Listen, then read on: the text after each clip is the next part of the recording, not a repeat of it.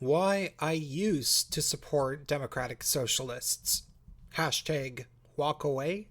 Hey, it's Prince of Queens, and to be perfectly truthful, it would be a lie to claim that I was ever actually any sort of socialist, because even as a small child, I had enough intuition to think logically about socialist and communist governments to determine that microcosms of capitalism would emerge within the structures of those governments in some sort of pesky Darwinian fashion.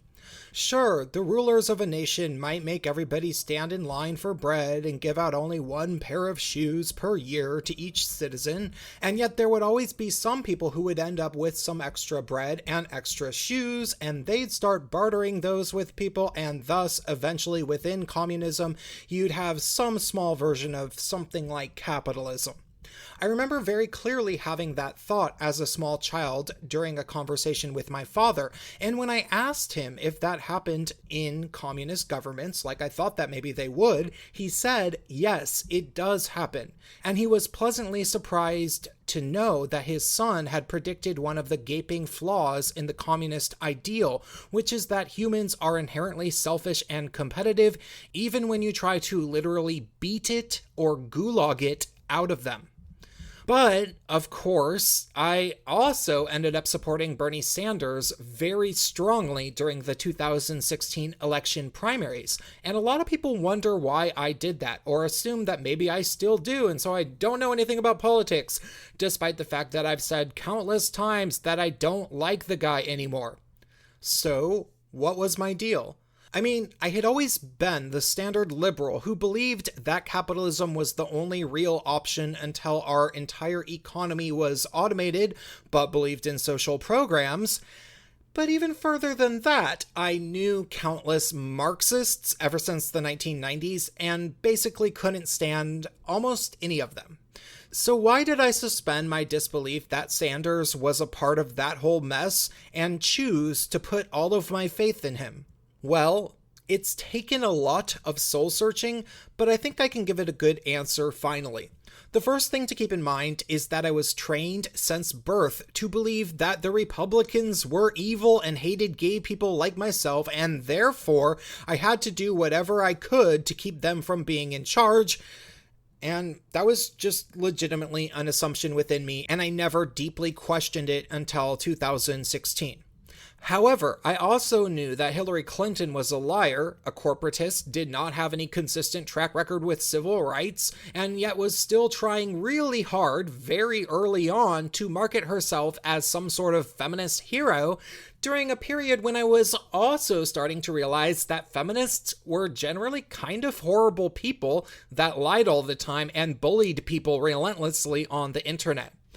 Obviously, none of that sat right with me, and so I ended up placing my bets on the other guy because everybody was saying, Sanders is more progressive anyway. And I was living on the left coast, and I figured that progressive always means good and not full-blown champagne socialist snake oil salesman. However, it wasn't simply that I wanted to like the guy, which granted was my starting point, but it developed into a legitimate feeling of complete blissful idealism when I started listening to him speak about wealth redistribution. You see, I had just been living in San Francisco for 7 years prior to 2015, and from around 2011 through 2013 alone, about 80% of my social sphere was priced out of the city entirely and had to move either back home to wherever they were from, or to places like New York, LA, Portland, Seattle, or anywhere else that was slightly more affordable. Now, from the looks of my surroundings in San Francisco at the time, there was all sorts of new money due to the endless condos and luxury apartments that were being built. And when I moved up to Seattle, the same thing was happening. So it seemed completely plausible that a few corporations and their employees were making all sorts of money and basically hoarding it so that nobody else was getting it. But here's where my particular circumstances as an individual really do come into play. I wasn't just some guy that kind of wanted some of their money because I was an entitled millennial or something. Rather, I was a ridiculously hardworking person who was doing work that dozens of people found infinitely valuable, and I was almost never getting paid. And everybody admitted that I was very smart and capable. You see, I was not just a musician and theater maker who also organized shows, but I was almost unanimously one of the few major workhorses in all of them, pulling about 5 times the weight of most everybody else in terms of how many hours it actually took me to do the things like produce the music or score that I did behind the scenes while also being a performer and organizer. Looking back on it, I can't help but to completely resent a probable majority of the people I was working with because of the fact that a lot of them treated me like I was doing the same amount of work as they were, simply by virtue of the fact that I was performing, hosting, and organizing with them. So it seemed like we were peers. And then I was never complaining about the fact that I would go home and spend hours and hours on audio production, which generally they would dance and perform with. They acted like that stuff just sort of happened. And that's actually kind of a common thing. With things like electronic music composition, audio production, and video editing, people have a tendency to act like these things just kind of happen on a computer. As if it just magically happened. Nobody was making it. I think they do this simply because you can never explain to somebody just how difficult it is to do these things well and how long they take to accomplish even when you are good at it. Electronic music composition and production are the most difficult, actually, unless you are making completely formulaic and streamlined generic house and techno tracks that they have entire programs built around making them easy to do, like Ableton Live. However, I was always doing things that sounded unconventional, which is probably why all of the theater type people wanted to work with me. So there I was, making all of these people's music, and not all that many ever told people, by the way, I've sat in his room making music with him, and it's crazy how smart he is and how long he works on this stuff. Because truthfully, I don't even think that most of the vocalists and collaborators even knew how hard it was, because usually I wanted to be alone when I was making most of the music, and so I would get them to leave after I recorded their parts. Not simply so that I wasn't distracted, but because nobody wants to actually hear somebody make electronic music, because it's incredibly tedious to be in the same room as it. It sounds like this. So there I was, being one of the hardest working people I knew in terms of my artistic work, almost never getting proper credit for it, and yet I knew that what I was doing was extremely important because a number of the people that I was producing music for or with would tell me super honestly how their working friendship with me was one of the most important things in their entire lives. But, of course, nobody really cared all that much about it, and my record label was about as broke as I was. Juxtapose that to the fact that I did know all sorts of tech workers and lawyers and stuff, and they all thought I was smart and fun to hang out with, but at the end of the day, I didn't really make any money, and they did look down upon me for that. And of course, they didn't really know how hard I worked either, because nobody really did, and I didn't really like trying to explain it. And so, after doing that for about a decade, only for things to get worse and worse for musicians in the way that basically nobody was making money anymore, despite the fact that I was still convinced for a very long time that the type of music scene that I was involved in was somehow essential for the human soul, which I'm obviously no longer convinced of. After doing that for about 10 years, full time, I figured that the corporations needed to be forced to pay us, or something. I don't know, I didn't really think it out all that thoroughly, but I figured some version of the following. The people who moved to places like San Francisco and Seattle for high-paying jobs certainly enjoyed the music that people like myself was making because they told me so all the time, and being in a fun city was part of the reason that people were willing to move to work for such companies like Google and Amazon.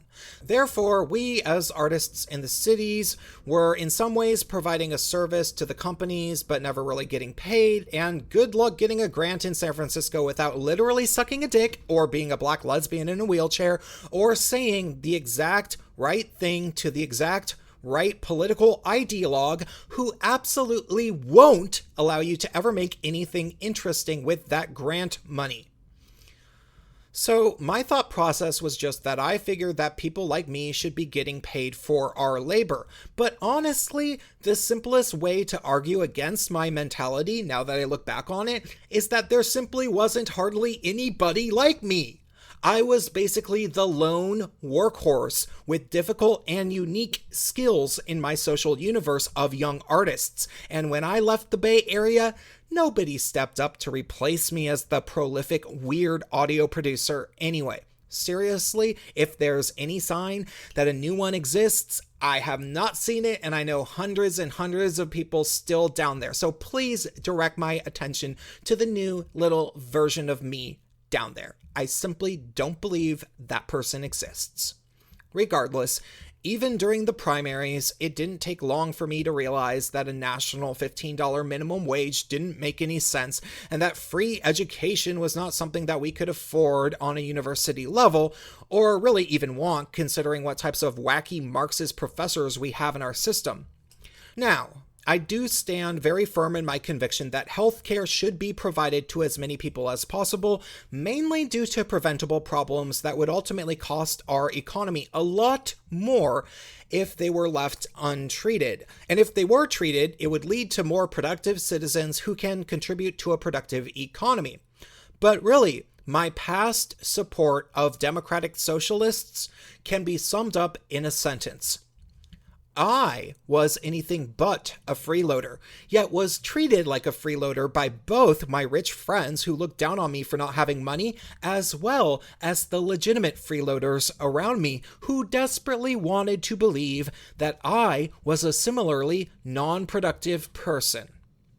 Then, eventually, I learned that our economy had never actually really improved at all, that the new property developments that were made around me were owned by foreign investors. Sanders was more of a champagne socialist wacko than I realized, and probably really was in it for retirement money, and then the intersectional identity politic prioritizing people took over anyway, so I simply don't want much of anything to do with democratic socialists anymore. Honestly, I don't really think that it should be my responsibility in this video to sit around debunking the economic ideas that these people espouse. But if you would like to see somebody do that, I recommend watching Ted Cruz absolutely savage Bernie Sanders in a debate that was initially aired on CNN, but now seems to only be hosted in full on Ted Cruz's YouTube channel. Because clearly Sanders is bae, and I still clearly love him.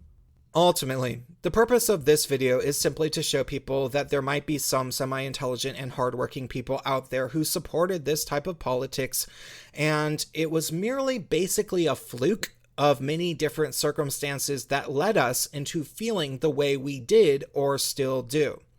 Unfortunately, many of the legitimately capable and productive people who feel the way that I did have yet to learn about some of the specifics about the shape of our economy and other things that they've been basically lied to about, and a lot of them are certainly putting their great minds behind Cortez, hoping to get a socialist on Congress. I even talked to someone recently who was phone banking from Portland, Oregon to try to get her on Congress, and it's just like, But, as you can tell, I won't be helping them out. Thus concludes my hashtag walk away from the Democratic Socialists of America story, I guess.